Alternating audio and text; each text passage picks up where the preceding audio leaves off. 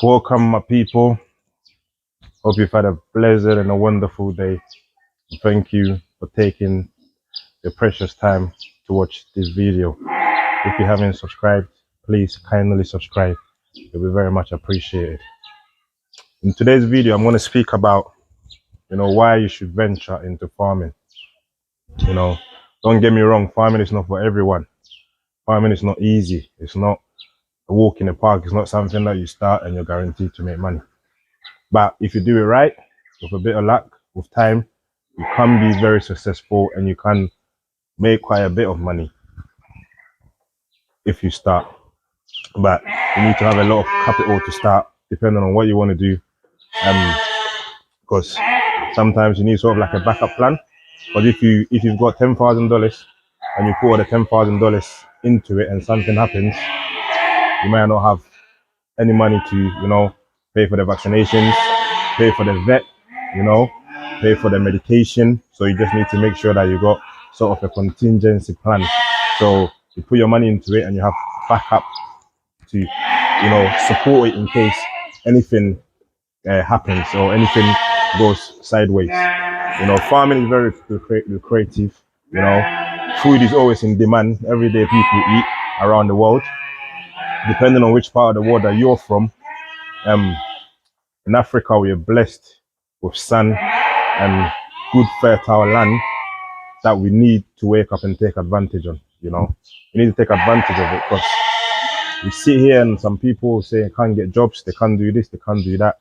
With a little bit of capital, you can start a small scale farming and just whatever you can afford to start. When you start it off, you can slowly grow and grow and grow.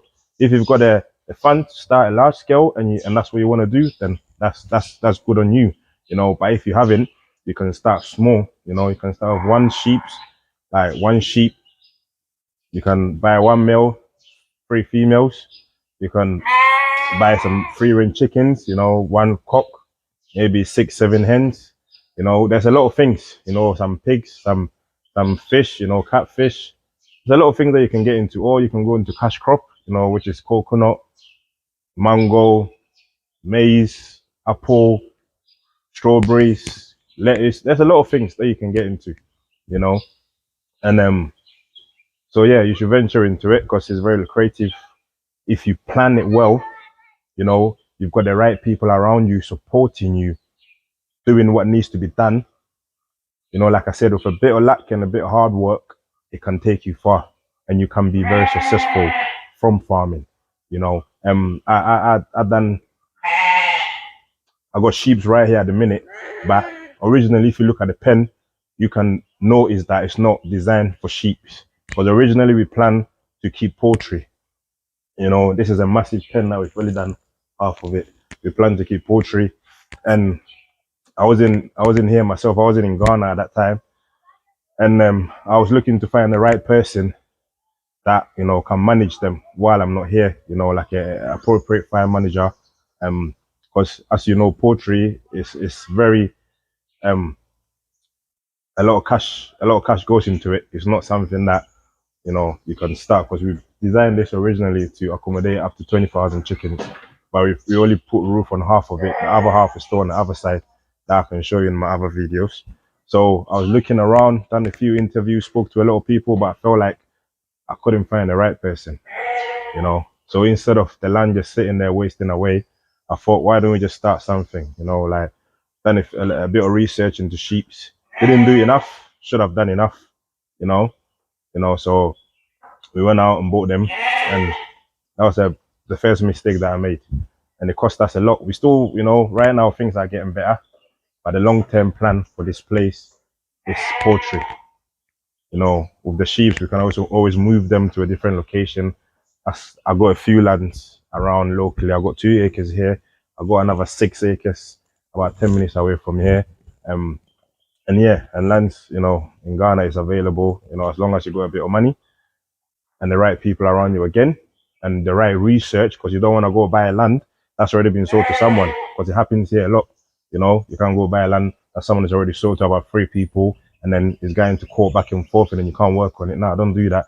Make sure that you know the person you're buying the land from, ask locally the people around that lives around the land, as other people been coming here, make sure that no one is farming on the land. Because if you buy land that someone is farming on the land, you're gonna have to pay that person that's planted those crops for them to leave. You know, that's one thing that you always need to, you know, look into. And I learned this from watching other videos on YouTube, which helped me and prevented me from making a mistake.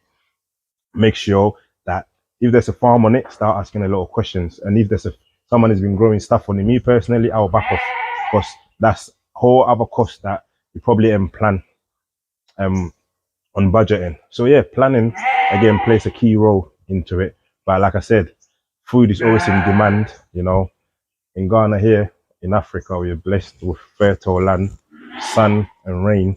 We need to take advantage of it. You know, we need to take advantage of it. Grow a bit of maize. If you grow maize, for instance, currently maize, the demand for maize is crazy. One bag for maize goes for 500 Ghana cedis. You know, and an acre can give you 10 bags of maize. So you do the maths. And maize takes 3 to 4 months to grow.